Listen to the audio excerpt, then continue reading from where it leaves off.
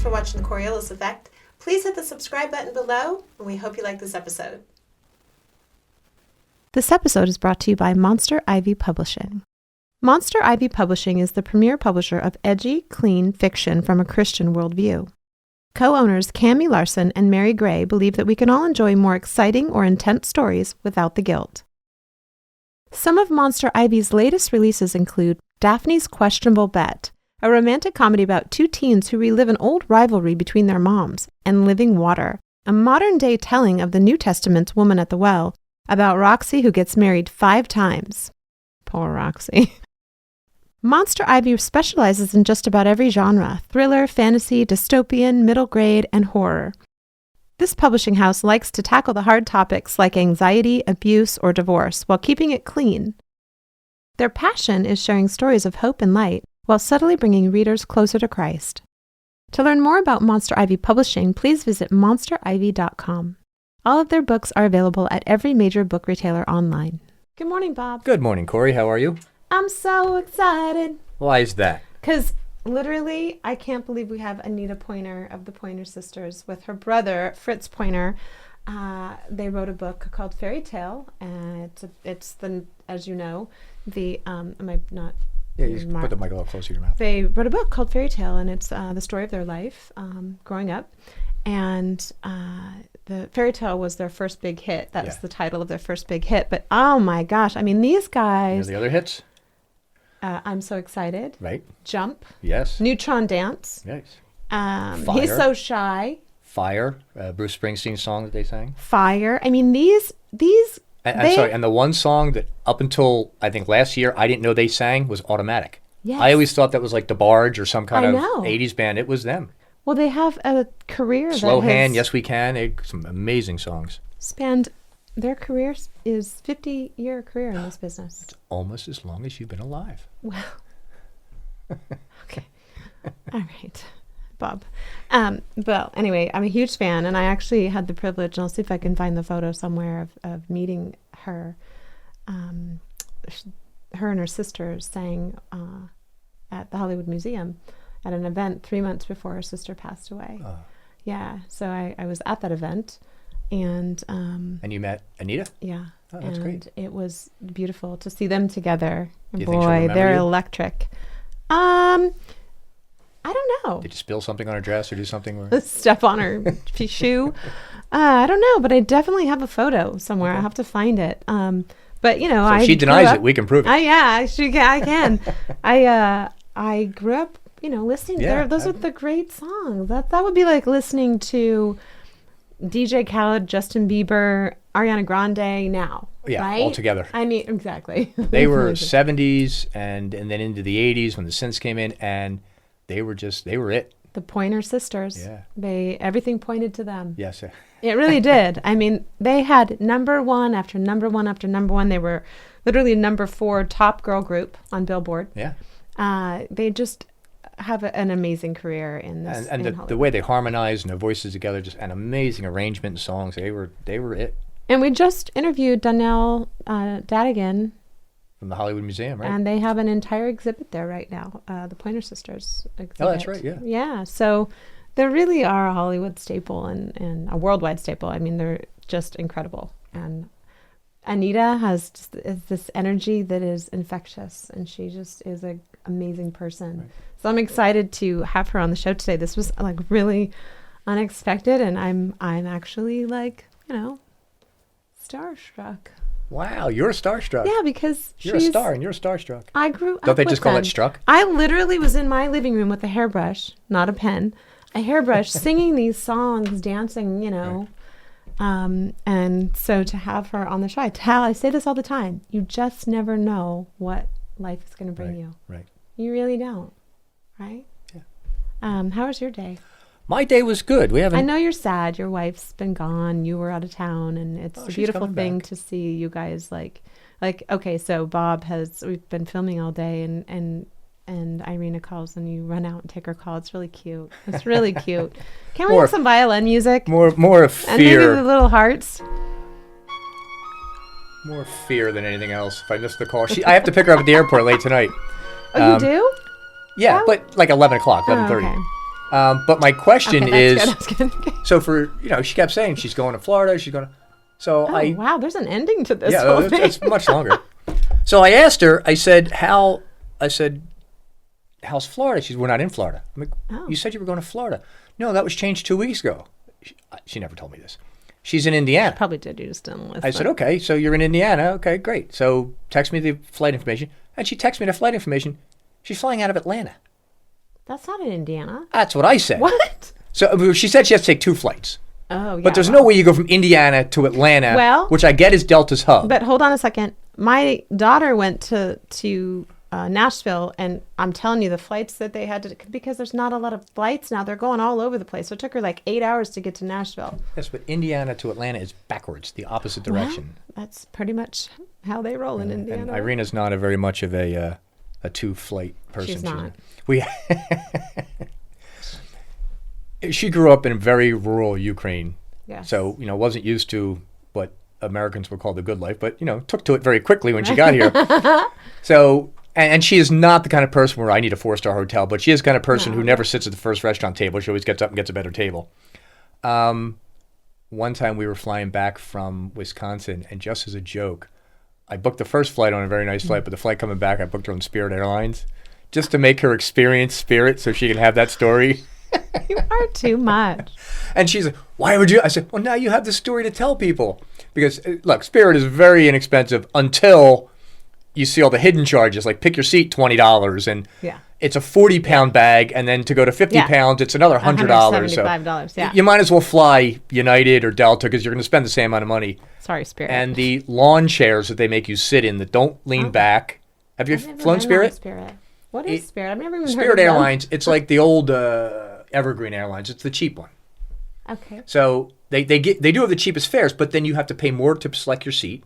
You have to pay more a carry-on bag. They charge you. They charge you for everything. All right. But the seats are so thin, and they do not fold back. They just do not recline.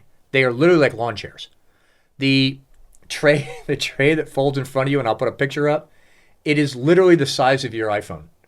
It's about like 6 inches by 4 inches. A little silver thing. You couldn't put a cup on it or anything. It's the dumbest thing in the world. And okay, well, just want to say this for the record: they probably won't ever be our sponsor. No, I doubt it. I doubt it. I mean, but I actually have never flown them, so I'm going to give them a chance. Okay, I'll tell you what. Because I feel like I can't speak like that until I've been on them. Go fly Spirit. I dare you. But you're too much. Fly it long distance and then see how. Are they international? No, I mean fly to like Florida or something as opposed to flying it to Vegas, but fly it to Florida. Listen, I actually flew to London with a 3-pound tumor in my stomach, and I was up in the heavenlies texting my mom saying I thought I was actually going to die. The pain was so severe. I was stuck I was trying to get up to first class so I could lay it down because I didn't know I had it at the time. Right. And it was really painful, and it felt like someone was stabbing a knife into my back. So I really don't care what kind of seat I have. I'm not at all. It doesn't matter as long as I don't have a 3-pound tumor. We flew to Italy years ago, my first wife, and that's like 15, or from New York, so it was maybe 10, 12, 14 hours. It's TWA, and it's a whole long story. We left right after Flight 80, the one that blew up. So we were literally sitting in the lounge with all those kids from Pittsburgh, the high school kids. And in the middle of the flight, they announced free alcohol to everybody because they knew, but they wouldn't tell any of the passengers. Right. So it's a long story. I'll tell you another time. But there were pillows, and there weren't enough pillows to go around. And we weren't in first class. I think we were in like business class, but 3 classes. So we weren't in like coach, but we were in the middle. And we came around with pillows, and the stewardess, I said, can I have an extra pillow? And she said, no, you only get one because we don't have enough. I said, okay. So I said, I won't use mine, and I gave mine to my first wife. She had 2, and the stewardess said, I need to take that second pillow. You can't have 2. And she said, but it's his. He's giving to me. Okay, as soon as he gives you, I need to take it from you. No passenger's allowed to have 2. And they literally would not let us share or me give her 2 pillows because I had to give it to somebody else. Wow. So I took it back, said, fine, I'll have it. And every time the stewardess came down, I gave it to my wife. And every time the stewardess walked down, I'd rip it away from her. But we called her like the pillow Nazi. Remember Seinfeld, the soup Nazi? Yes, I do. She was the pillow Nazi. Remember So yeah, it's a nightmare. Maybe we should get Mike Lindell on the show. Yes. Actually, that would be so nice if we could get Mike Lindell, because I believe that your wife, that might be her celebrity crush. Oops, I'm sorry. I hit the wrong button. No worries. My current wife, Irina, thinks Mike Lindell is the bomb. Well, the two people she wants to meet in life are who's the guy with the SpaceX? Elon Musk and Mike Lindell. And I got to tell you, right now, I'm not sure which one she'd pick because she's very into Mike Lindell. I might be able to get the whole Mike Lindell guy on our show. That'd be good. That would be thrilled. so amazing. Because he's, Mike, if you're out there, we love you. Come on our show. Yeah, I actually have one of your pillows. I had the pillow, but we have the towels. Those towels are really, the bathroom you use in here has that's that pink towel, that orange towel is that towel. They're great. They're absolutely great. No, he's literally slay me. He's got a 90-day return policy, and they He does, but no questions asked. Yeah, right. Okay. Well, we're not going to get to ask him questions. You don't. No, you can be honest and say the pillow's just not for me. But I'm very. I understand. Pillows are like very picky watches, on pillows. or they're very, very hard. Everybody has a different need or structure or. But your we're neck getting the fitted sheets. Okay, he has sheets and towels. Yeah, he's got Okay, sheets, I've gotta towels, check this pillows. I think he may even have a comforter, or what's the thing you put on the bed A that's duvet. thick? It's a duvet. No, okay. I thought the duvet is something you put the comforter inside. Yes, it is. Okay, so what's the pad you put on Pillow it? top. Pillow top. A Okay. pillow top. I think he has that. I'm Mattress sure. top. Mattress top. Mattress top. Fairly Okay. certain he has a duvet, but he's got a great company.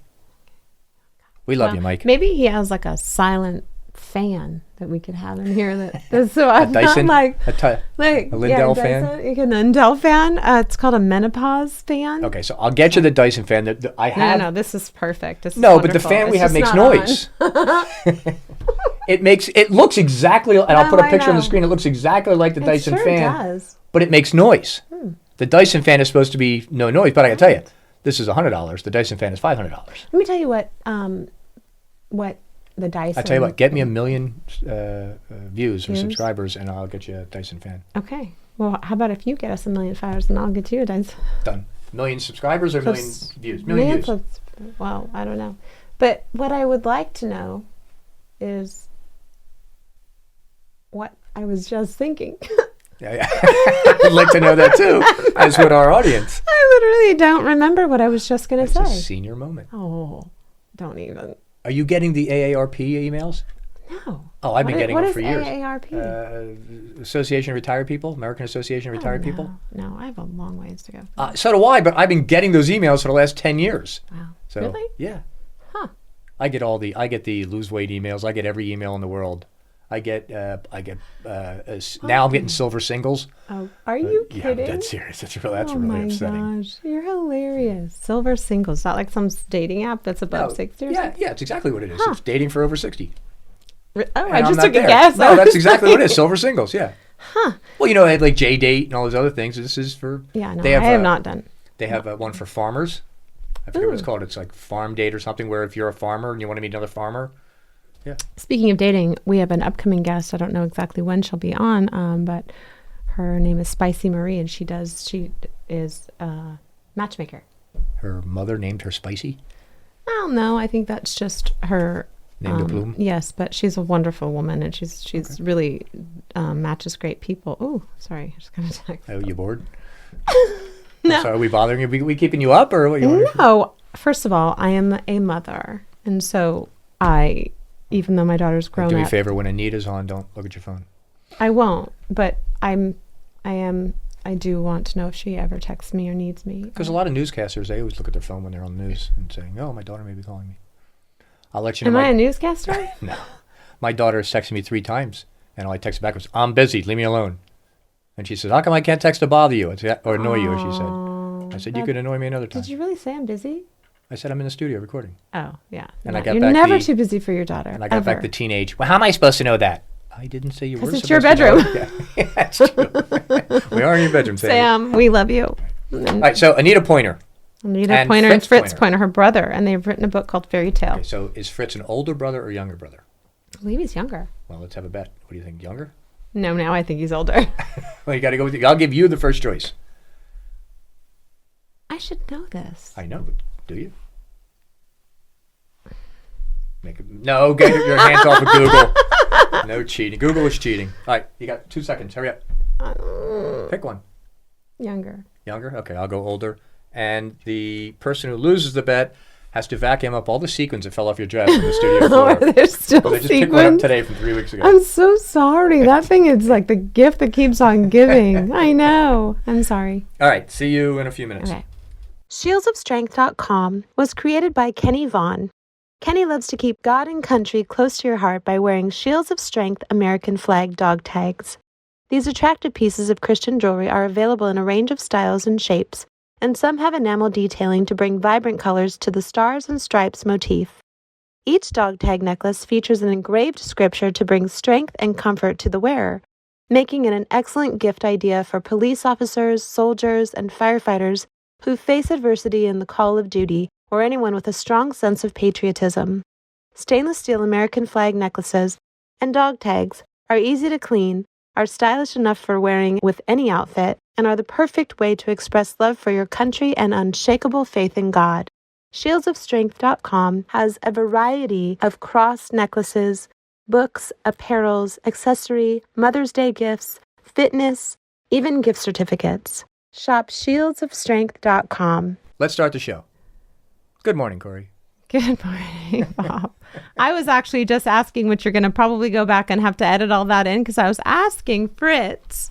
Well, first of all, we have Anita Pointer and Fritz Pointer on the show today, and it's a real surprise for me because I am a huge fan.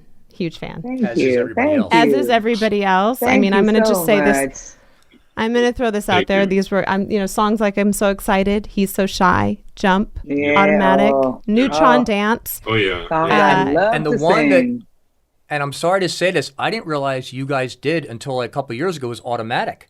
Yeah. That is such a great song, such a great arrangement. Great? Oh my goodness. Yeah. Ruthie and her voice. Oh my goodness, it's beautiful. We were going through some of the songs and Automatic. Yeah, I know. I'm so excited. I mean, we were talking about this a little bit before. We had some sound issues, so we started this interview, and we were talking about this a little bit before. That is, your music is iconic. Timeless. It's iconic and it's timeless. Thank you so much. And your Pointer Sisters exhibit is currently in the Hollywood Museum, which we just saw. With, I'm telling you, you gotta get there as soon as things open up again and the world can open and you can go places. Go to the Hollywood Museum because it's fabulous. It's amazing. The second floor, Donnell Danigan gave me the second floor, and we have a beautiful exhibit there of costumes that we wore, designer clothes we wore from the 70s on through 2020. And we established a few minutes ago that we are all, Anita and Fritz and myself, from the Bay Area. And Fritz was just saying off camera that he's a history major. But my motivation, Cory, to return to your question, was that what we discovered was that there were no courses in Black history in the school system at all. And so we began to learn on our own in local family houses. We would go to different students' homes, and we would take a book with us. We would all study a book of African history. And that's how it got started for me. I said, well, I better get a formal credential in this area so that I could teach it formally. And so I went back to UCLA, where I received a master's degree in African history. And I came back to Oakland again, and I began teaching it at community college, African history, and it was so important, so necessary to. Yeah, it was. And besides teaching at the college, he also opened up a center that was donated to him by a minister who gave him this church. And that's why Fritz and Anita put this book together called Fairytale. It's the title of the Pointer Sisters' very first big hit, Fairytale, and it's a compilation of stories and things that happened in your family. And I was asking what inspired Fritz to become a history major. And so tell us, because your story is fascinating, and we really want to hear. Well, thank you so much. I when I returned from college in 1966, I returned from Creighton University in Omaha to Oakland, California, our home. And I noticed, we noticed, other people there too noticed that there were no courses in African American or African history at all. None whatsoever. And so we decided that we would start meeting in family homes with students. And so we started there. We would go from home to home once a week or twice a week. We would go from one student's home to another and teach and take a book, and we would all read that book together in the home. And so I said, well, I better go back and get a formal education in this, because I didn't like the idea of just being a jackleg historian. So I went back to UCLA, where I did a master's degree in African history. And then I returned to Oakland, where I began to teach at community college. And also I started a cultural center that was kind of more or less gifted or given to me by a pastor, Joseph Bart. There were two Episcopal churches, two Lutheran churches, not very far from each other's. And so we said, well, okay. He said, well, why don't you take that one, and we'll, we'll take the other one. Let you develop that. But it was during a time, I must say, it was it's just, the story is not quite that simple, Cory, because it was a time when if Black and white people were seen together during the 60s, the Black person was often considered by his community some sort of traitor. So we met in faraway places like San Lorenzo and San Leandro, myself and Joseph Bart, where we wrote up a proposal, and I was granted I got a grant. A proposal, and got a grant for some $30,000, and we were able to develop the center and have programs there, and we had actually accredited classes that we could teach there, and we taught accredited courses there, and it was just a wonderful experience for me. This year was a wonderful experience for me. Oh my God! The students were so radical. I was trying to find it. I know somewhere in our FBI files they exist. Pictures of this center that I ran, because the students insisted on painting the exterior black. Yeah, it was black. It was fabulous. It was a black building in Oakland. It's a shame we don't have pictures of that. Oh my God. I went to, do you remember Carmont High School? The FBI has pictures of it. Claremont High School? Yeah. Carmont High School. Do you remember Carmont High School in Redwood City? No. Okay, I went to Carmont High School. And that was back in the day when they were bringing us all together. They were, bringing people in from Palo Alto and bringing us all together and uniting people, right? It was the beginning of all of that. Yeah, the 60s were very, very political. We had a lot of things going on and movements going on and things that we were fighting for, and feels like we're back there again. Yeah. Yeah. Running in circles. Yeah, Oakland has such a powerful political infrastructure. I mentioned before people like Ron Dellums, the congressman who came out of Oakland. Maxine Waters. Congressman Barbara Lee. And then now Kamala Harris, who is from Oakland. Yes, exactly. Kamala Harris. Who attended our father's church. She sure did. Wow. She attended our dad's church in Oakland. Wow, your dad was a pastor in Oakland? Yes, he was the pastor of a church in Oakland, in West Oakland, for 25 years. Anita, do I call you Anita or Mrs. Pointer? Oh, no, I'm Anita. not sure. I want to be respectful. Please. Okay. I want to clarify that online, because I don't want to be disrespectful. When I saw you, though, at the Hollywood Museum, I saw you, and I immediately said to you, "Oh, you have the Holy Spirit," and you said, "Oh, yes, I do," because you're just so infectious. And so I'm just wondering, your whole family, Fritz, you mentioned you were raised in a Lutheran home. No, we were raised in the Church of God. Christian home. This is a pastor, just a community pastor who gave us the church. Okay. Yeah. Okay, and so tell me what that was like. I know you talk a lot about this in the book, because you guys you've joined forces, and you have now written this book, and you'll superimpose a photo of the book. But if you want to hold it up, Anita, so we can see the cover, I would love that. It's a beautiful cover. Yeah. Oh, look at that. Iconic. What a beautiful. This was our first album cover. Yes. It's gorgeous. And back here is a picture of Bonnie. I know. My sweet little baby. So tell me, what inspired you both to say, hey, let's get together, let's join forces, and let's, write this book of your family history? Well, what was that conversation like? I know. What was it like? I don't even remember. I remember talking to him from when I was in Hawaii. But we finally decided to do it together, because Fritz has so much history, and my brother Aaron and our cousin Paul, and there's so much family history there that Fritz knew that I didn't even know. A lot of things that they did after they left high school that I didn't know. And it was amazing to see what my brothers went through. My other brother Aaron, he talks about the things he went through after he left McClymonds High School. Right. Oh my God. And that was the school of I wanted to go there so bad. I didn't end up going to McClymonds though. I ended up going to Technical High, which was really fun. I didn't do any singing in high school. I did mostly drama with my friend Ted Lange.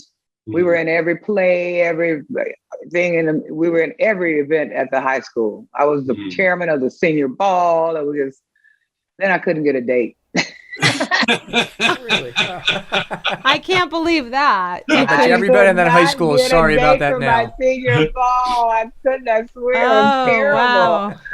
Wow. I'll tell you, they're like Bob just said. I bet they're kicking themselves now. All the people that could have. Right, exactly. All those I asked, and they turned me down. Yeah. Believe it? My goodness. They sure did. They turned me down. Wow. Those formative years, Cory, in terms of music, in addition to the church that we attended, Anita and Bonnie and June, perhaps even Ruth, went to local other churches where the music was more vibrant.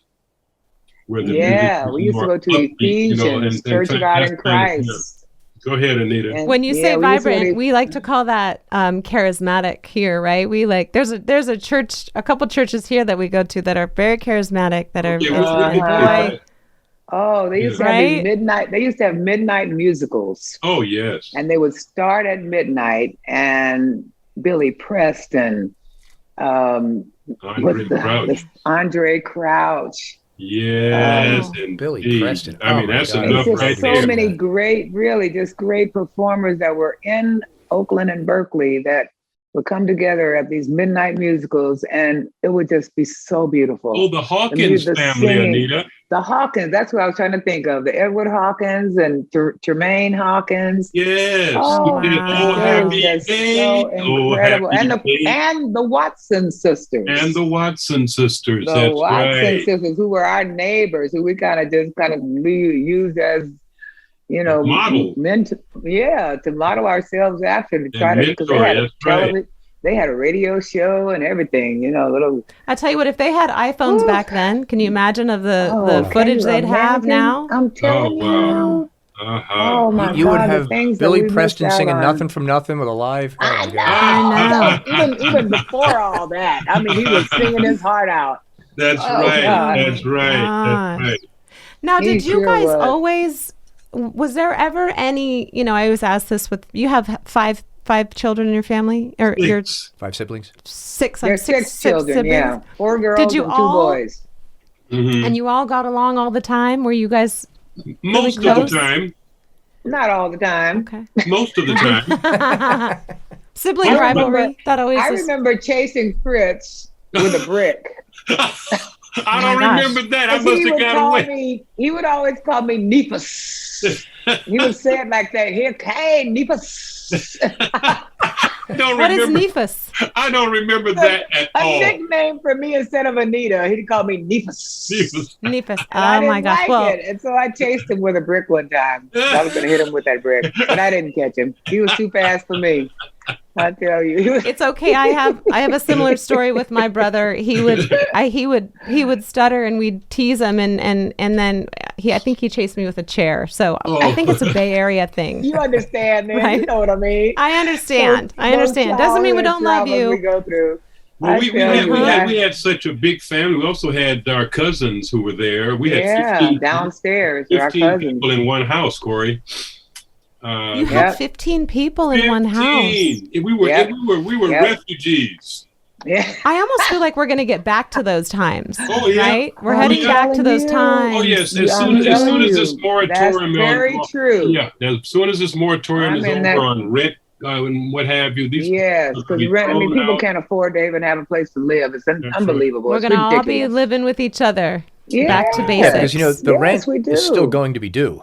Yes, back Right, to basics. exactly. Exactly. Yeah, what else? Well, one of the reasons why Bob and I wanted to start this podcast was we were talking in the middle of COVID, and we were really concerned with where the world was headed and the division that was happening worldwide, not just politically and economically, but spiritually. And so we really wanted to unite people and bring people together and not have this narrative that is damaging relationships, across the world. Exactly. And so I know that you guys come from a time and you've seen that everything's cyclical, and you've seen this happen before. And so just anyone out there right now, what would you say to them to encourage them and inspire them to stay united? Because, it's so much we have to as a nation.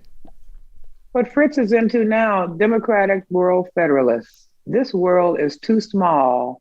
We need to lean on each other. We need to be together on things. There need to be global laws, global healthcare, medical, all these things that should be coming together instead of, going apart from each other. We need that global world. Yes, we need it because the world is too small. It is. And we have to look out for each other. I mean, like if there's a virus anywhere, there's a virus there, there's a virus everywhere. You know, you can't say, well, we just have the virus in our country and it's not going to spread. No, it's not going to be like that. If there is a virus, it's a virus everywhere. You're right. So we need, it's the same thing with the laws and the, the morals and, that's right. Things that are like that. Yeah, morals that are just like gone down the tubes. Oof. Yes, indeed. Gone down the tubes. Yeah. I know. Listen, as I was reflecting on your music before we got, you took me back. Bob just took me back to that place with all of those songs. We played maybe 3 minutes of each song, and I can picture where I was, in my happy place. She was bopping around the studio, couldn't sit still. Back in the days when the world was open. Well, Cory, my preference as an older guy is actually jazz. And I love that period. I hated to see them leave. Here, Fritz. I agree with you. I love that. Thank you, Bob. Right. I love to hear them when they did the Duke Ellington medley. I was fortunate enough to be on the road with them at that time as a road manager. Right. With Duke Ellington?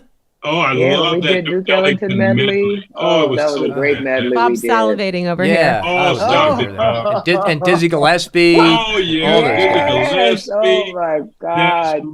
That's right. Yes. Charlie Parker. Charlie. I mean, I love that music. And when they started going, I said, well, okay. But, there were no venues for jazz. Like now in San Francisco, there's a San Francisco Jazz Hall, I think it's called a center. Do you know in New Orleans, I did a commercial there years ago. New Orleans. Well, there are some of the best little hole in the walls, and you'll sit there and literally all throughout the night, 3, 4 in the morning, these amazing jazz players will come in. All session guys will come in for an hour, 2 hours, and it was absolutely. It's the home of jazz. Home of jazz. We're Harry Connick Jr. would go and just, and I'll tell you what, they don't have those here. Actually, there is one place in Lancashire Boulevard called the Baked Potato. Lancashire, where they would have the session guy. Yeah, it's right across from Universal Studios. It's still there now. And their gimmick is whatever you order, if you order a steak or a salad, it comes in a hollowed out potato. But they would have the guys from Toto, from Tower of Power, they would all show up after their session, play for a couple hours and go home. It's a great, and in the Valley, they have the Sugar Mill. Our albums. And yes, Tower of I know Power that. was our buddies in the Bay Area. Oh my God, we would sing with them all the time. Yeah, no, that horn section was just amazing. Those were the days. Yes, they were the days. Those were the days. Well, tell us. I'm dying to know because this was kind of just put together today, right now, and tell us a little story, one little snippet, a golden nugget from the book, The Fairytale, that you guys just released. Give us a little something. Book. I'll give you a little snippet. I got fired. Yeah. Oh no! You're not supposed to tell that. It's in the book. It's in the book. It's a little- You have to read it to find out. It worked out for everybody's best interest. Right. Okay. But it's really hard to work for your little sisters and take orders. Right. Gotcha. I'm just saying. It was like, Gotcha. Especially when you know how things should be done. Exactly, especially after you're the one who's a college graduate and these Right. high school graduates here gonna tell you what to do. Come on Right. now. So there's a little episode in the book where they're actually doing the Carol Burnett show, honey. Yes. Oh. And during a break, love that show. asked me to go get some hamburgers for them. But I was reading my New York Times. Okay. So I said, well, when I get through with this article, I just, what? I'll go. What? You what? Awesome. I didn't go to 4 years of college to be It getting wasn't hamburgers. long. It Oh wasn't my long God. after The that. They let me, Divas was on duty. it's so hard for family members, so for brothers and sisters to accept Yeah. the stature at which my sisters achieved. It really is so hard. I mean, going to the Yeah. White House and singing before presidents. Mm.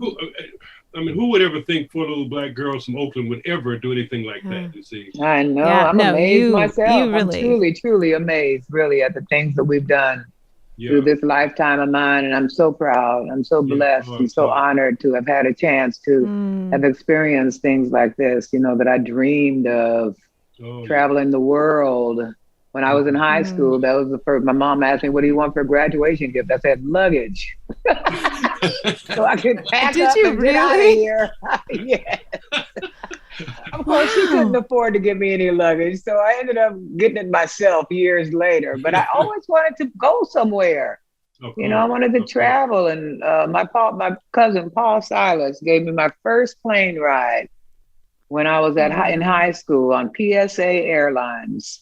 I think the ticket was like $15 from Oakland to LA. That's amazing. That's But I was $15. so proud. I took that ticket and I waved it all over school when I came back. I've been on an airplane, a real airplane. Oh my God. But I thought I always wanted to go, and see the world. And we, studied about things and I just wanted to see. That's what I was missing out on. And so you just decided with your sisters so you said, let's form a band. I thought we were really good singers. I just really did. We were naturally in tune with each other. Me and Bonnie and June when we started, and then later Ruthie bringing her in would just topped it all off. Sure did. Yes, it did. But I just felt we could do it. I felt confident in us, and we were singing backup for quite a few years. And we just happened to be at the Whiskey A Go-Go singing backup with Elvin Bishop. And Jerry Wexler happened to be in the, yes, oh my God, it's still there. And Jerry Wexler, who was Aretha Franklin's producer, he happened to be in the audience. And he saw us singing with Elvin, and he called David Rubinson, who was our manager at the time, and he said, "I want to sign these girls. I want them." And he signed us that night. And like a couple of days later, we were on our way to New Orleans to meet with a producer there who, well, that's a whole nother long story. Well, here's the thing. Honestly, when it's ordained by God, there's not much that can get in its way. Right? When it's supposed to be, if it's supposed to be, it will be. Yeah, it sure will. That's the truth. Cory, each one of could record a song in one. They could record a song in one take. So it was economical for the studio because they didn't have to go take after take after take. Right. And their voices blend so organically. Let's put it that way. Yes, it did. They have some of the best harmonies out of anybody. Forget it. And when we were backup singers, we would create everything. They would have us go in the studio and they'd say, "Okay, listen to this song. Now, what would you sing on the backgrounds on this song?" We would write the whole parts. We would sing the whole parts. We would arrange everything that we were going to do in the backgrounds. We only got paid for singing it. Taj Mahal was the first person who told us, you guys are doing more than just singing background. you're writing these parts. You're telling them what you want to put in the back of their song, and they're taking it and not paying you for it. And so Taj Mahal gave us pay for the first time on the backgrounds that we wrote on his song. And he told us, you ask for that anytime you go. If they don't give you a part to sing and you have to create that part, you should be compensated for that. It's not just free, and arranging. Just get paid for singing. Absolutely, that's arranging and writing. Yeah. And it was so sweet. It was great working with Todd. We used to get on the airplanes and sing on the airplanes. He would pull out his bass. That would have been an amazing flight. And I'm telling you, we would just blow these were in the days before 9/11. So you could do a lot of stuff back then that you can't do now. They even had had smoking rows. Yes, even had smoking sections, which on were the right plane, next to the non-smoking rows. Yeah. Oh God, that was so horrible. Because they'd always be in the back and they'd blow the smoke to the front. And you sitting in the front. Can you imagine though being on a flight and the Pointer Sisters getting up and singing a song that would be cool? Epic. That was so beautiful. It's a shame back in the days we didn't have iPhones and little video cameras everywhere you go and cameras and stuff like they have now. Because that would have been a perfect thing to videotape us singing on an airplane. That was so cool. It was really fun. Tosh was a great person to work with. He really was. Wow. Yeah. And so if there was someone nowadays to collaborate with, who would that be for you? Ooh. I know Anita. With someone now. I think it would be Mickey Guyton. Mickey Guyton, this girl that was nominated for a Grammy Award. That's right. She was a black girl nominated for a Grammy, and she did have a beautiful song out called Black Like Me. And she was nominated. She didn't win, but she was nominated for a Grammy Award for a country song, which was first time any black person's been nominated since the Pointer Sisters. Yeah, that's so great. So I'd like to meet. We just learned about Reese Palmer. Well, Reese Palmer. Reese Palmer. I gotta look her up too. Singer. Yeah, Reese Palmer. I know Reese Palmer. Out of Nashville. Yes. Yeah, I gotta look her up. Yeah. Did you ever sing country? Country girls, huh? Did you guys ever sing country? Well, we sang the two songs that I wrote. We were the first black females to ever get a Grammy Award for a country song. And that's a song that I wrote called Fairytale. Okay, Bob is red right now because I'm like, who didn't see that? That was like, I remember that. Yeah. That was amazing. It was amazing. The first black group to ever play the Grand Ole Opry. And then Elvis Presley recorded my song, Fairytale. It's on his Elvis. It's called Elvis Today. And that's his album. And on that album is Fairytale. And he also I have a video of him singing it live in Vegas, where he said on the tapes, he said, "This song is the story of my life." I was like, oh my God, because that's my song. That's my story. But he said he could relate to it so much. It was the story of his life too. So I was like, whoa. What an honor, huh? That's amazing. I felt so blessed that he would feel that way about my writing.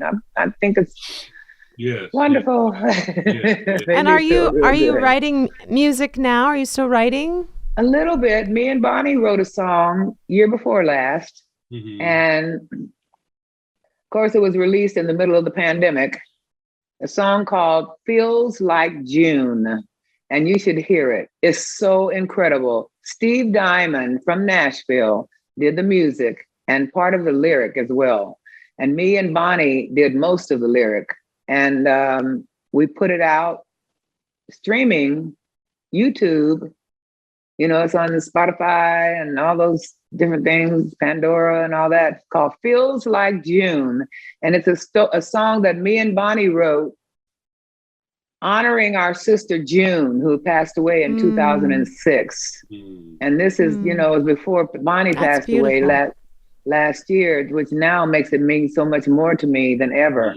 Because now Bonnie's gone, but I got her voice. It was the last time, because me and Bonnie were the writers of the group.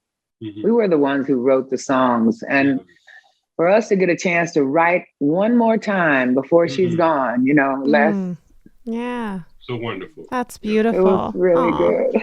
I'm so happy we got to do that. Now I know Ruth joined. When and did Issa and is it Sadako? Sadako. Ruthie's daughter Issa and her granddaughter Sadako. They're singing with Ruthie they're both now. Ruth's daughter and granddaughter?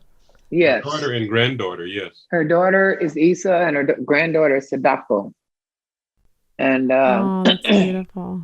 they're singing with Ruthie since I passed away.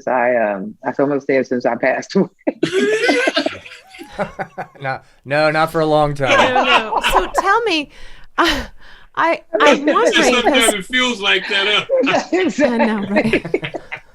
Since I passed away. Bless your heart. Well, we're talking about our sister. Yeah, I know. Oh God! I know. Now they're I also, actually, yeah. I have had the privilege and honor of writing a song myself. I used to be in a band. I don't do that, but that's my life. I always say to Bob, I'd love to travel the world and sing worship music. That would be my dream job. But I wanted to know from you, because music, the industry has changed significantly, and it's turned into this digital, not monster, but digital, mega arena. No I guess anymore. there's no Single albums, song releases, but to a point that you just talked about, because I released my song and I put it up and it was on. You find a digital distributor, right, like Spotify or Deezer or Right. CD Baby, right, and you upload your song and then you monetize that way. But the whole industry has changed so much that like you said, you released this Feels Like June in the middle of the pandemic. And how do we get it out there? How do we do this nowadays? I mean, it's changing, right? I mean, Fritz, you've seen the music industry change.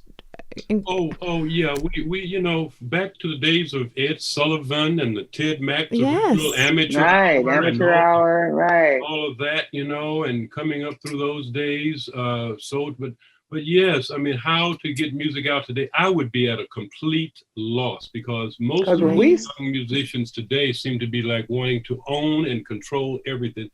They know the history of being ripped off. And so they're doing so much on their own in their own little private studios and in their garages and whatnot. It's and I just don't know how I would be lost. You have this show, The Voice, and you have American Idol. You have a couple of other, The Mask, The Singer. Various. They're too young for me. I can't watch it.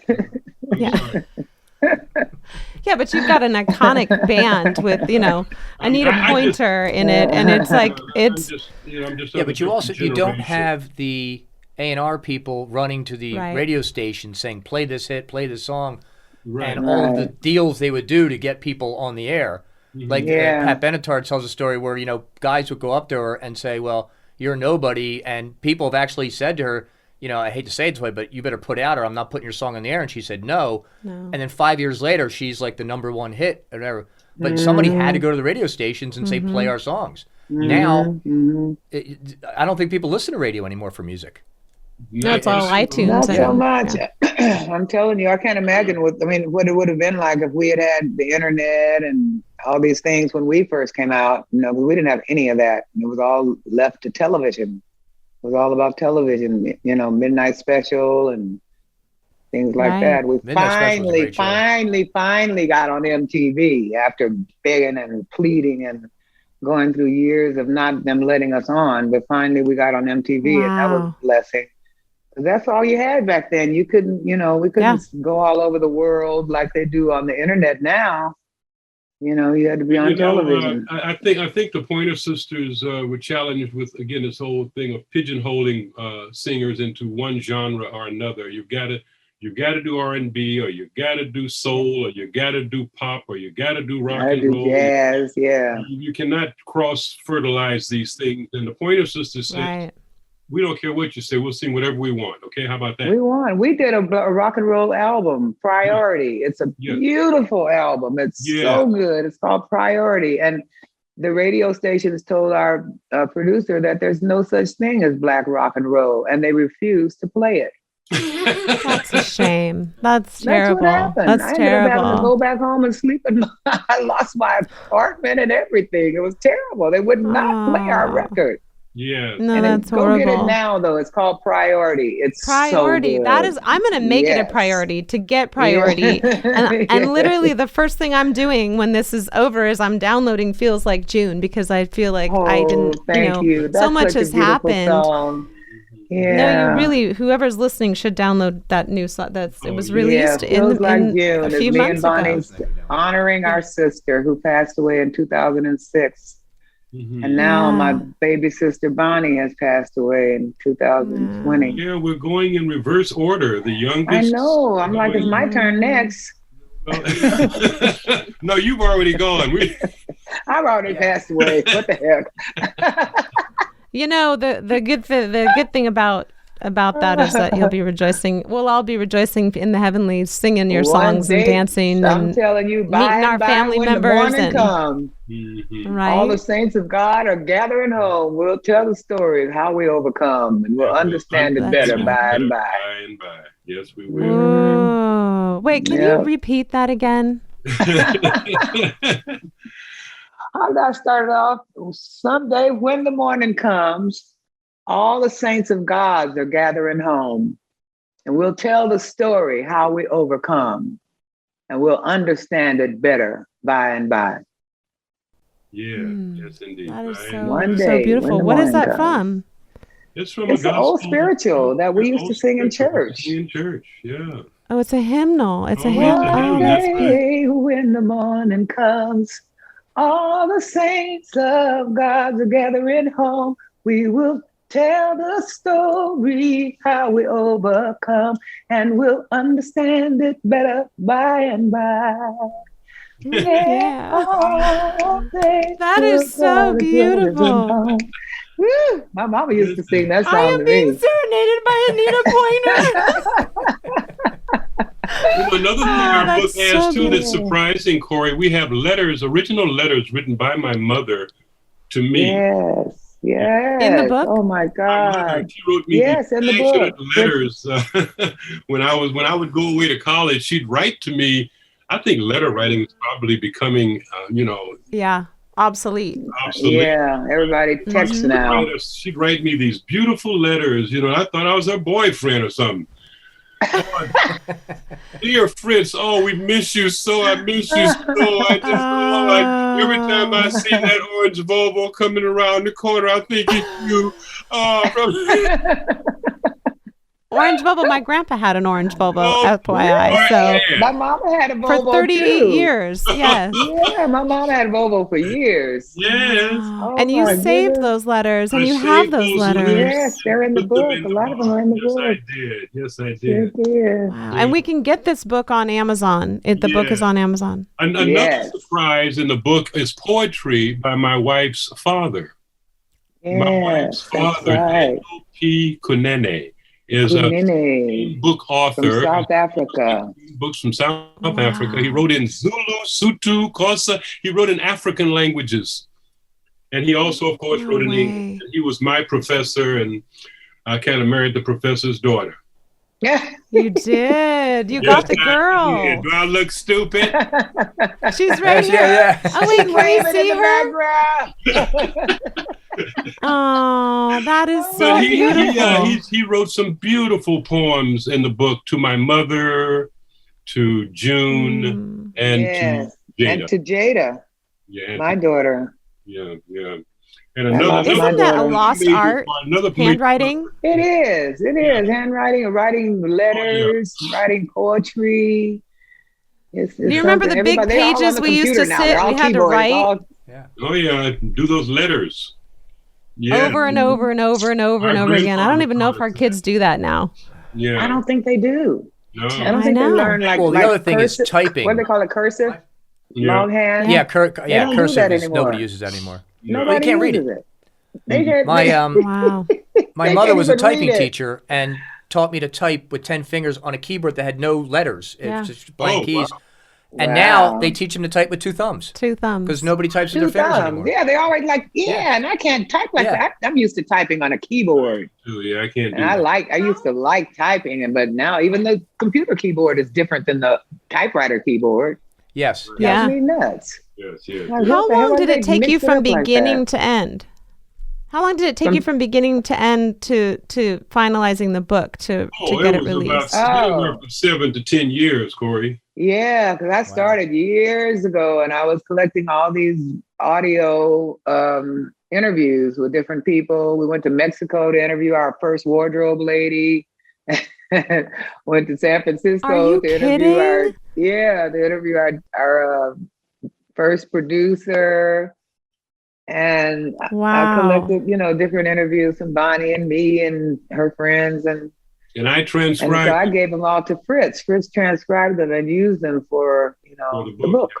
Yeah. Mm-hmm. I have to apologize because I was grieving about this with Bob today. I read everybody's book, and this was last minute. We scheduled this today, and I honestly would have had it read if we had time. But when Bob said from the other room, "Can we do Anita Pointer today?" I was like, Anita Pointer? And yes, are you kidding? Like, are you kidding? I'm so honored to really be in, doing this right now. And so I will, Bob's ordering it for me right now. The hardback or the paperback? I want whatever. Appreciate it. Yeah, you'll love it. He's really ordering it for me right now. I'm pushing the button. He's pushing the button. We're getting it. We're getting Fairytale. Wait, if you listen to your phone, you'll hear that eBay cha-ching. Yeah. And there were interviews back and forth over the years. I have them on my phone, hundreds of them, interviews between myself and Anita. Yeah, and we went back and forth. He would send me pages and I'd rate them and send it back to him, and he'd send them back to me. And we just did that for a few years. Yeah, for a few years. For a few years, we went back and forth on information and how we're going to put it in, and how long. It's just it's a lot. We have some beautiful photos in the book too. Yes, we do. And it's hard to bring up some of those old memories. Some things I don't want to remember. Oh, yeah. Some things I want to leave them in the past, and it's gone and it's over. But I got to think about it because I got to write it in a book. Yeah. I got to let everybody know. Yeah. And it will help somebody. I'm hoping it will help somebody, the things that I experienced. Yes. Help make it easier for someone else's life. Mm-hmm. That's why you do these things, right? I say this all the time, sometimes the good and the bad, and it's always important to turn our pain into our purpose. And if you can help just one person, then that pain was worth it, right? That's a song that Brother Hurt used to sing. Yeah, my living shall not be in vain. I just help one person as we travel on. Then my living shall not be in vain. Yeah, because that's what you want to do. You want to help people. I know I do. Yes, it gives me a joy to help people. My family, whoever. In the faith, if you save one soul, you're guaranteed a ticket to heaven. Yeah. Is that true? Yeah, see there. Save one soul. Yes, indeed. Yes, indeed. Well, God has certainly been good, and is there anything that you guys want to convey regarding just this time in history that we're living? Right, it's an interesting time. Like I said earlier, we're really trying to keep people united and not divided. Exactly. And is there anything that you could tell our listeners? Well, I could tell them to listen to a Pointer Sisters song called "We Have Got to Find Love." It's just so beautiful. And it's like tells you what we got to do right now. We got to find love. Yes, indeed. Yes, indeed. Yes, and if we just hold on, the best is yet to come. Yes, indeed. But we got to find love. But the best is yet to come. It is. It is. And, it's important in music for me. I'm sure for all of us included is it will take you back to a time in history, right? It just does. When I really came alive when I was listening to your songs an hour ago. Like it was like you forget, right? You forget they exist. New ones come out. And I'm literally going home to download almost. I mean all of your albums on my iTunes because you just forget. Yeah, it truly will. We've talked about this before. Garbage in, garbage out, right? In your brain, in your mind. And so listening to positive songs, positive music, positive is it, especially during a time like this. Yes, it helps. Especially it helps you come out of a funk. Right? It does help you. Music is the healer. I swear, it's so beautiful. It's so wonderful, and it can heal all those hurts and pains and things that we're going through right now in this horrible situation we're in with pandemic and virus and racism. Music, racism. Oh yes. Oh my God, the inequality that's in this country that's been looming over us for all my life, all my mother's life, all my father's, all my grandparents' lives. And I've seen it just, please let something be done about that, because it's just not fair for people to live that way. It's not fair for us to have to live that way. It's just unacceptable. We don't have totally unacceptable. And I just finished reading this book by Heather McGhee called The Sum of Us. And she talks about the way in which our logic with each other is this zero-sum logic that we use. If I win, then you lose. If black people get something, then white people have lost something. And so she talks about how we must get out of that way of thinking. Zero-sum. Why can't we have a win-win situation? Why can't it be win-win? If her example of the national swimming pools that were all closed down after the Civil Rights Bill passed demanding desegregation. They filled in the pool. They'd rather close in the pool than let black people swim with white people. Not swim together. And so that kind of thinking, if you get something, if you get health care, then I'm losing something. If you get, a job, then I'm losing something. That kind of thinking where we can't be mutually supportive of each other, and all. And that's I think we've got to get to that. We've got to get to that. It just makes no sense. It's a good point. And my daughter went to a Christian school, and I told her from the very beginning that, you have to be inclusive. You have to be inclusive. You cannot, no matter what, who people are, what color, what race, whatever their thoughts are, you must be inclusive. God created us all. We all bleed red. That's right. We're not bleeding in color. Right. We're bleeding red. The other thing is, though, the whole purpose of creating a society is to create a bigger sum that everybody gains, as opposed to living by yourself. Yes. So loving one another was God's greatest command. Love one another. Every person has something to contribute. Yes, indeed. I was just saying to Anita the other day how the guy who invented Zoom, what we're on, is from China. His name is Eric Yuan. And he tried 8 times to get into America and couldn't. And on the 9th attempt, he was able to get in, and he comes up with this platform, and now he's worth $14.8 billion. Okay. And what would we be doing without him, with our schools? I'm telling you, we wouldn't be having this meeting today. We wouldn't be here right now. I know. People got to open up and love one another. We got to find love. Love one another. Yes. We really do. It makes no sense to be on this earth and be separated and, abusing each other. It's so horrible. It's just so maddening. We're all brothers and sisters, the way I see it. We're all brothers and sisters. We're all God's children. That's the planetary. Well, I want to ask you both, because I have you both here. And we'll do, actually, you know what? Let's do this. Well, let me ask a question first. I want to ask a question to Anita first. What was your favorite venue to play? Oh, good question. Ooh, favorite venue to play. Maybe it was the Carnegie Hall. That was one of my favorites. That's one that had me to my knees. I came out on that stage and I just fell on my knees. Which one? Carnegie Hall. Oh, Carnegie Hall. That was fabulous, yes. But also our show at Africa. That was great too. Cory, do you know how to get to Carnegie Hall? Do I know how to get to Cory. Carnegie Hall? Do you know how to get to Carnegie Hall? I know how to get to Carnegie Hall. How do you get Practice, there? practice, practice. Oh yeah, practice very well. Listen, I don't know Yeah, that was I'll quite an be experience. I fell to my knees when I walked out on that stage. I was just so impressed just being there. I'm like, I made it to Carnegie Hall. Are you kidding me? Oh, That's a new story, Anita. That should have been in the book.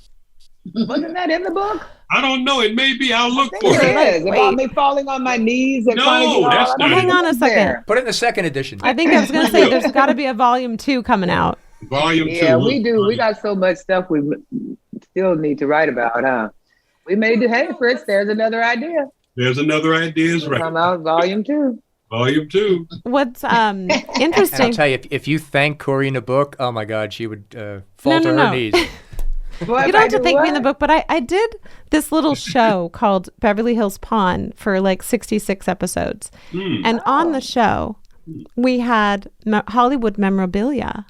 Oh. And I'm pretty sure we had a Pointer Sisters, I'm pretty sure we had a Pointer Sisters, a piece of clothing. I can't remember what exactly. We had so much Hollywood memorabilia. But so that's why I brought it up because, what's that? No, I'm just saying, my goodness, you had a Pointer Sisters memorabilia. And I'm losing my earpiece. But there, all of your memorabilia is at the Hollywood Museum right now. Most of it is there, but I'm getting ready to do an auction as well. That tell us about the rest of the things. And I've collected Black memorabilia for years since the early 80s, late 70s, early 80s, and I just have this huge collection of stuff. So I want to auction it off along with some of the other wardrobe that I didn't get to fit into the Hollywood Museum because it was too much stuff. Can you tell us a little bit about the Black memorabilia that you have, or memorabilia that you have? Like a couple pieces? Dolls. I have a Flip Wilson doll. I have a Red Fox doll. I have a Whoopi Goldberg doll. I have a Diana Ross doll, Michael Jackson doll. Muhammad Ali. LeBron James doll. I have a lot of dolls. And then I have the cookie jars. I have the cookie jars and the salt and pepper shakers and the string holders. And, it's so much stuff. I have thousands of pieces. But I was everywhere I'd go, I'd just find an antique store and go there and look for Black memorabilia. Mainly that particular, I don't know why, it just caught on to me. I just wanted it everywhere I went. When I'd see it, I just had to buy it. And it was not that prevalent though, but I did find it all over the world. I found it in Paris. I found it in London. I found it in Belgium. I found it in Australia. I found it in New Zealand. Everywhere they had that Black memorabilia. They sure did. And that's where I brought all these things from. Really the cool. gollywogs from London and, things like that it just fascinated me. It really did. And I wrote the introduction to that book too. She had and I wrote the introduction to it. And because that memorabilia comes out after the Civil War is over, when it was important to disparage Black people and make us look like buffoons that we didn't deserve. All over the world. All over the world. They made sure that we were huge lips, huge eyes, rolling and all singing that. and dancing and they don't deserve it. And then we wonder how we get into this mess when the state government, federal government is actually promoting this kind of thing all over the world. Yeah. How do we get into this situation? Can't we just give me a break, man? No, you're right. I think it's exactly right. Exactly right. And that's why we have to stick together because they want to divide us and we don't want to do that. I turn it all around. I make it fun. The stuff to me is beautiful. Some of those big old lips and the big booties, they're beautiful. Oh, I just love them. Look these are mine. These are my lips right here. Did you know that? I thought of Jada. I thought of Nina's daughter when I saw those because I know. The truth is, I got teased when I was a kid. Because she had those big, beautiful lips, just like her daddy. Those are mine behind me. All right, now. Oh, that's your lips. All right, I saw that. That is so cool. See the big lips in the background there. Are they non-collagen, Cory? What's that? Are they non-collagen? They're non-collagen. In fact, Those are your natural lips, they huh? are. I'll show you a baby All picture. right. Wow. When I was a Oh my kid, God. How nice. Beautiful. when I was a kid, I got teased, and I got horribly teased about them. So I tried to pick them off my face, and I have baby pictures, and you can see as a baby. But like to your point, I know what it's like to be teased and horribly. Like I was pushed up at law corners. I was teased for everything you come could think on. of, and it's not. You It's had not too fun. many African features. That those big lips, were like Yeah, you were African being features, and bullied. they You were being pop. bullied I for was. being unique. I was. That's a shame I that they was being torment bullied, you like but that. you know what? That is being bullied. It's okay. It is. Yeah. It's okay, because God is good, and he brings things full circle. Listen, if you would have told me years ago I'd be sitting here with you two, Now the girls are going to I get know. injections to get those beautiful lips you have. Yeah. You know what they call that Be down there. south, right? Air in my tires. Aaron Matthias, yeah. Oh, you guys, you don't even know how you made my day today. Oh, we're almost You really through. don't. You made ours too. Made ours It was too. so much Thank fun you so talking much. to you guys, and Bob in the background. We couldn't Bob even in see the you really, background. but Yeah, wow. Bob's not allowed on thank camera. you. No, Bob Thank is you allowed so on camera, much. but we're not done just yet. One more second. I want to Okay. ask, because we do a couple questions at the end, and so Okay. I would love to ask you. Bob gave me a sign. I'm dyslexic, so I always screw this one Me sentence too. up. Are you? Oh my gosh, you are? You're dyslexic too? Well, I think I am, and I do. I Oh, turn things yeah. around a lot. Hmm. So I do. I turn things around. Yeah, me too. We ask. I'm asking you to describe each other in 3 words. So 3 words that would I just. can't believe it. I wrote it on the wall. You still said it wrong. I still said it wrong. In 3 Okay. words. We would like each of you to pick 3 words that describes the other. Thank you. Oh. Oh, okay. For me, my brother, smart, funny, and adorable. Oh, beautiful. Wow. That's my brother. Now you gotta That's go my nice. baby brother. For Anita, Nice. beautiful, gorgeous. No, so he's got to go nice. You can't say anything nasty. Oh, yeah. Don't talk Gorgeous. about my feet.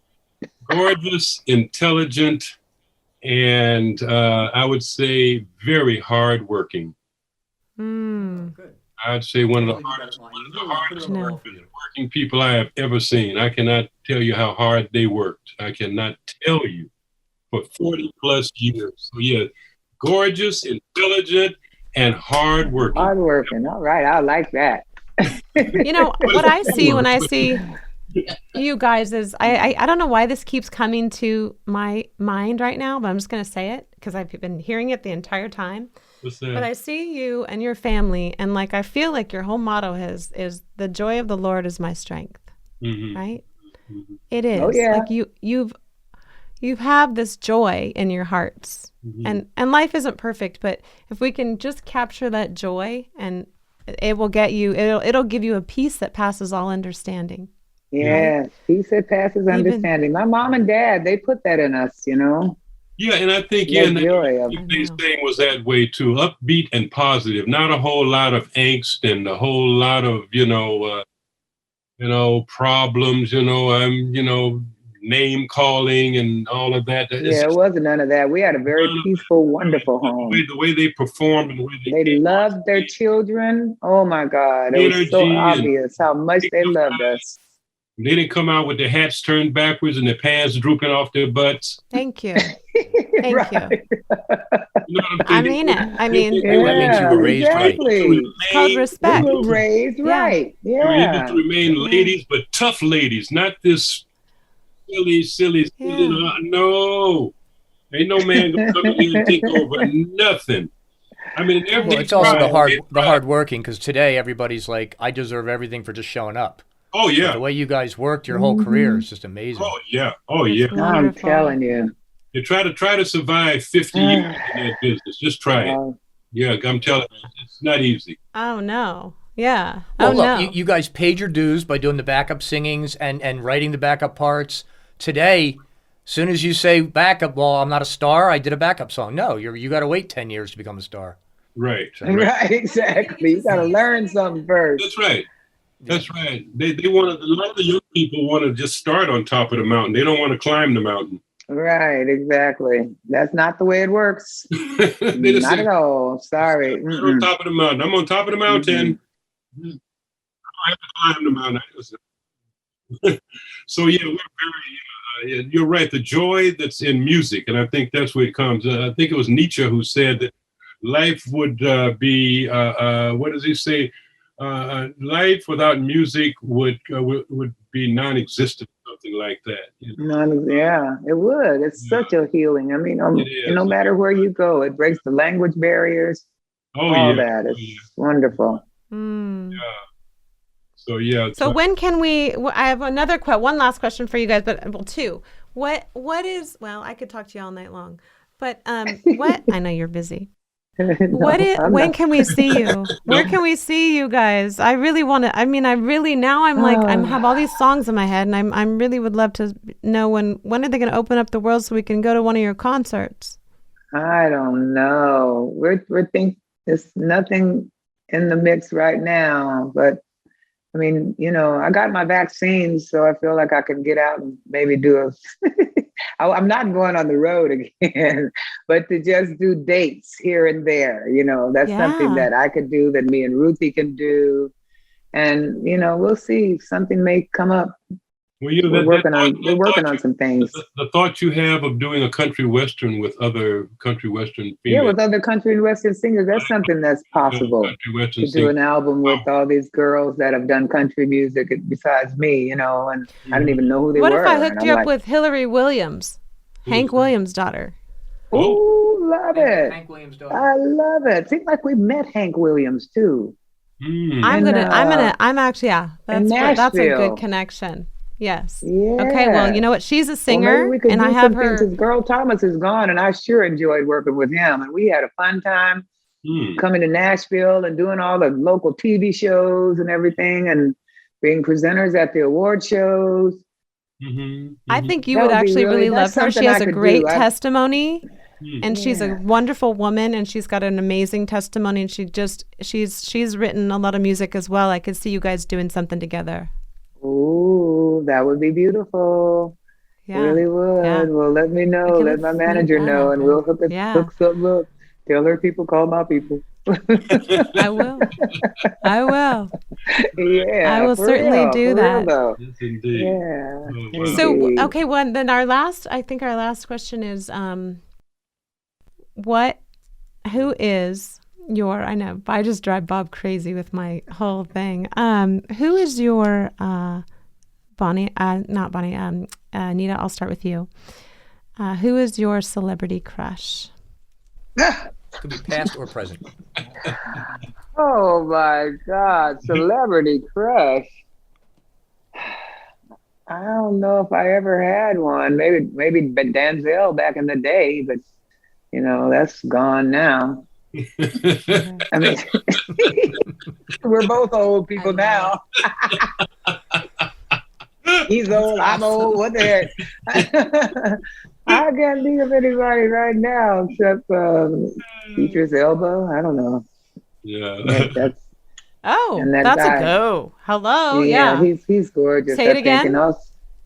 Idris Elba. Oh, Idris Elba. He's a beautiful actor. Yeah. He is really beautiful actor. Yeah. He's wonderful. And that beautiful person. Bridgerton, that new Netflix movie, that guy that was on there. Okay, first of all, he is amazing, and I just heard he's not coming back. He won't come back to the show. Really? Oh my God! Why watch it? I watched the whole series. Why watch it? One season. What? That's too bad. Oh God! Yeah, that's right. Why watch it? Okay, Fritz, it's your turn. I know you're married. It doesn't even have to be. It could be somebody that you are, that inspires you, that is motivating in the celebrity world. Well, it would have to be, for me, somebody like Angela Davis. I mean, Angela Davis, to me, has been on the front lines for so long that I really appreciate her tenacity, her courage, her, Yeah, she was beautiful. intellect. Mm-hmm. Anita, they We invited her had her on the Mike Douglas show with us. Remember that? on the Mike Douglas show back in the 80s. Yeah, Wow. sure That's how did. long She was. Yeah. Yeah, we hosted that show for a week, and they asked us who we wanted on, and we said our mama, our daddy, and it was Muhammad Ali. They raised you right. Yes. And Paul Silas. That's so cute. Your mom and your dad. Oh, yeah, right I away. love you guys. Yeah. In fact, right now we're trying to get some momentum on a musical play that some people are interested in. We hope. Yeah, we want to do a musical for sure. Yeah, Broadway's just Got to. opening up Great. again this Got month. to. Broadway's going to start opening up May 19th. So we're talking to people hoping we can get our book into musical play format and Yeah, and leading on be to a great, feature yeah. film. leading on to a future. Yes. I Yeah. agree with that. I'm standing in agreement with you So on that. much. The You world's know so what the many Bible says, stories a to cord of tell. three cannot be broken. that's All right. right. That's right. That's Three right. full chord. That's right. That's why Ruth, Anita, and Bonnie. Yeah. Anita and June. Any pretty combination, but anyway, they work. Right. I like them as a quartet too, though. Oh, those were the Oh, joy. yeah. Those were when I hear us all four together, it just blows my mind. It's just so good. It's just, it is. It's so good. I listen to myself. Yeah. I listen to our old stuff more than I listen to anything else. I really do. Mhm. And I don't listen to a whole lot of music, but when I do listen, Oh yeah. Oh yeah. uh-huh.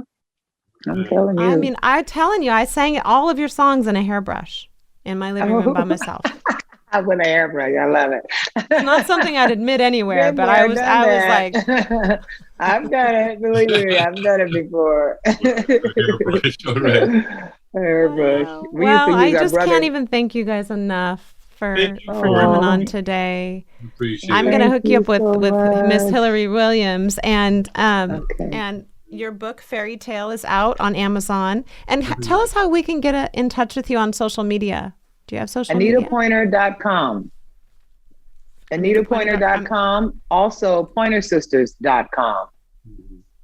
Do you do Instagram or anything? I think so. My girl, I think she got me on Instagram, Melissa, but I don't do it. I got I'm Anita old Pointer. lady. I'm old school. You have Anita Pointer love you. official on Facebook, right?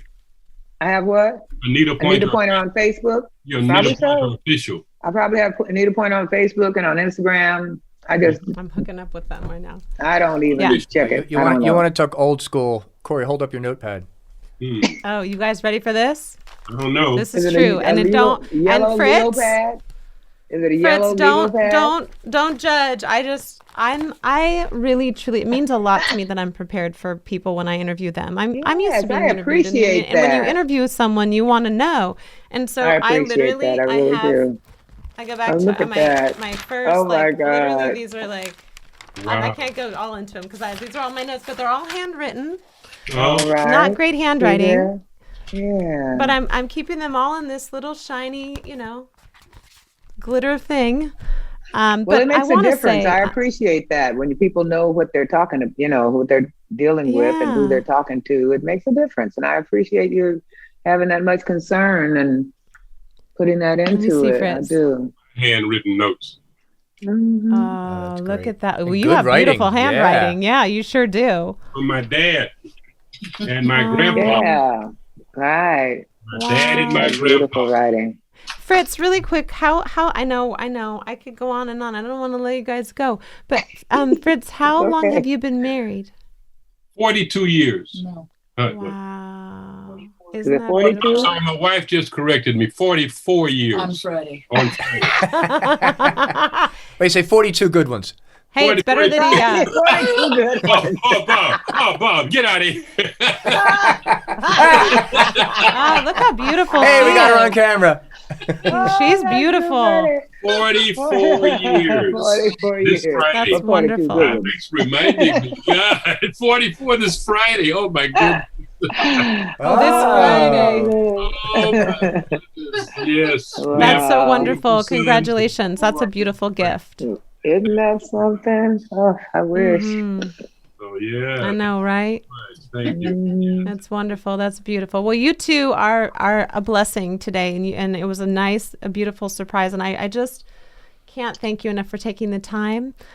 We've already got your book on the way. It'll Bob be here ordered tomorrow. it already Okay. from Amazon. It's called The Fairytale. hardback copy. The hardback copy. I hope I get to see you soon, and I love you both. Thank you so much for joining Thank us you, today. Corey. Thank you, Bob. Thank you so much. This Thank was you, so guys. much fun. Yeah. I We enjoyed just you wish you guys the very so much. best. Thank Love you. Thank you. Thank Love you. you too. And we're out. Hi guys, I'm Cory Oliver, and thank you for watching the Coriolis Effect. We hope you enjoyed the previous episode. Here are some more episodes you might enjoy. Hit the subscribe button below, and have a great day.